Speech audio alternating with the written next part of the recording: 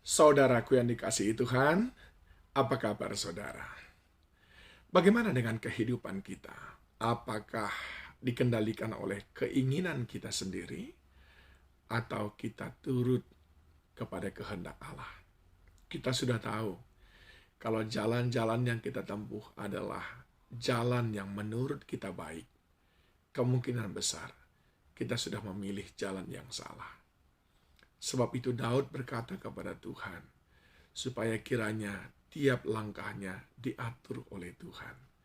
Untuk bisa langkah hidup kita diatur oleh Tuhan, maka kita perlu nurut kepada kehendak Tuhan.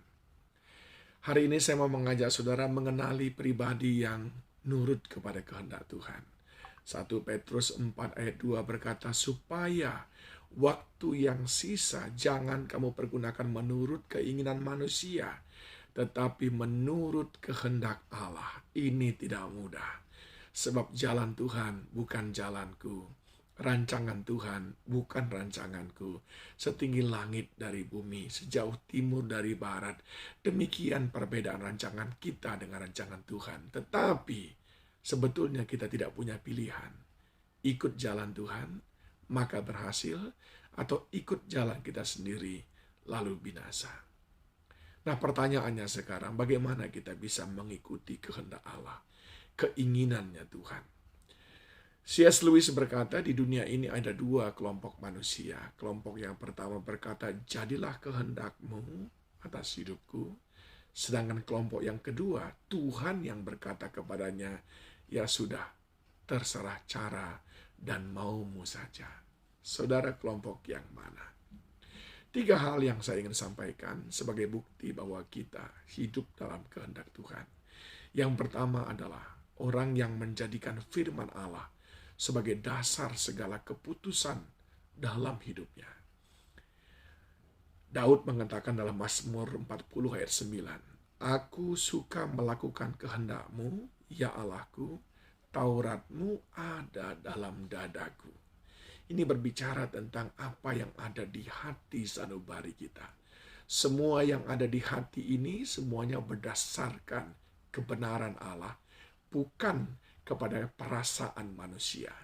Ketika ada kebenaran Allah di dalamnya, maka Dia mengirim pesan ke otak kita untuk membuat keputusan-keputusan yang juga selaras dengan apa yang Tuhan kehendaki.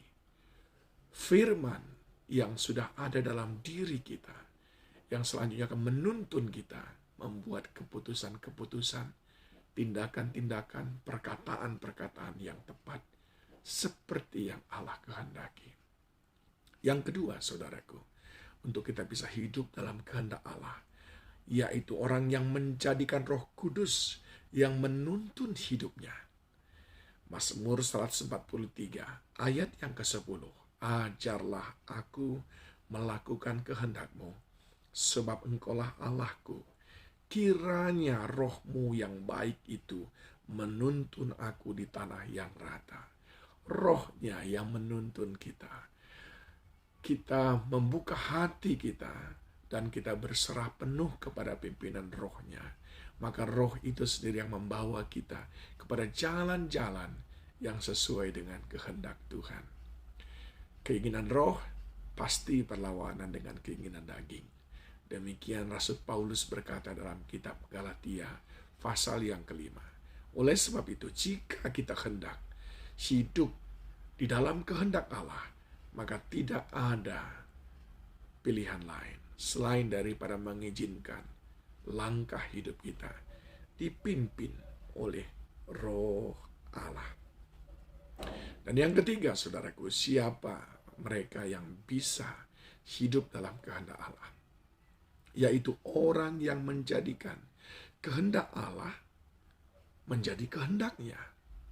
Orang yang menjadikan, orang yang bersepakat dengan kehendak Allah. Apa yang Allah mau, itu yang dia mau. Apa yang Allah pandang baik, itu yang dia katakan baik. Orang yang menjadikan kehendak Allah menjadi kehendaknya. Saudara ingat kisah yang terjadi di Taman Getsemani, Lukas 22 ayat 41-42 berkata, kemudian ia, yaitu Yesus, menjauhkan diri dari mereka kira-kira sepelempar batu jaraknya. Lalu ia berlutut dan berdoa, katanya, ya Bapakku, jikalau engkau mau, ambillah cawan ini daripadaku, tetapi bukanlah kehendakku, melainkan kehendakmu lah yang jadi. Begitu beratnya penderitaan itu, siksaan itu, rasa takut yang luar biasa itu menimpa Yesus Kristus pada waktu itu.